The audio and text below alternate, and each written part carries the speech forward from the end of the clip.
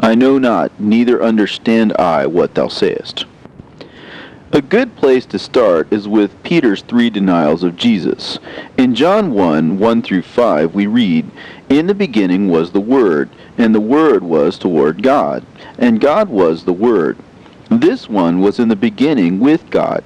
All things came into being through him, and without him came into being not even one thing that came into being. In him was life, and this life was the light of men. And the light is shining in the darkness, and darkness did not overtake it. And in verse 14 we read, And the Word became flesh and tabernacled among us. So we know in parabolic language Jesus is the Word. When we apply these rules to Peter's denials of Jesus, the parabolic meaning becomes, the church will have denied the Word 3 times before the return of Christ. Mark 14:53-72 gives an interesting account of these denials. And they led Jesus, the Word, away to the high priest, and with him were assembled all of the chief priests and the elders and the canon lawyers. And Peter, the church, followed him at a distance, even into the palace of the high priest. And he sat with the servants and warmed himself at the fire. And the chief priests and all the council sought for witnesses against Jesus, the Word, to put him, to death, and found none. For many bare false witness against him, but their witness agreed not together. I.e., the basis for rejecting certain books was unfounded and deliberately trumped up.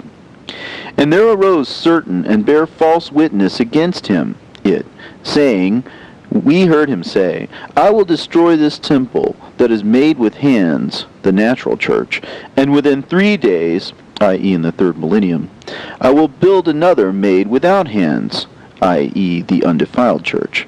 But neither so did their witness agree together. And the high priest stood up in the midst and asked Jesus, the Word, saying, Answerest thou nothing? What is it which these witness against thee?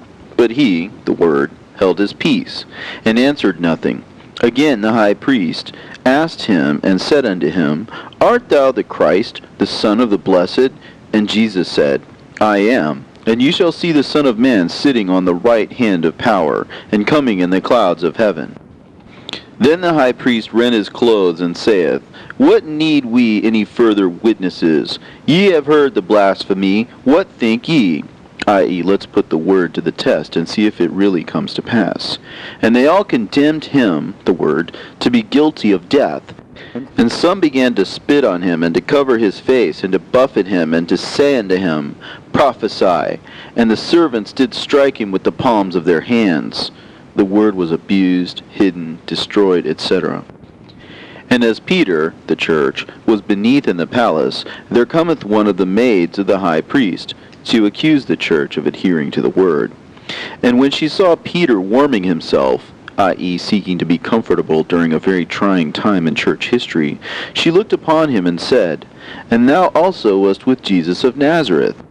But he denied, saying, I know not, neither understand I what thou sayest.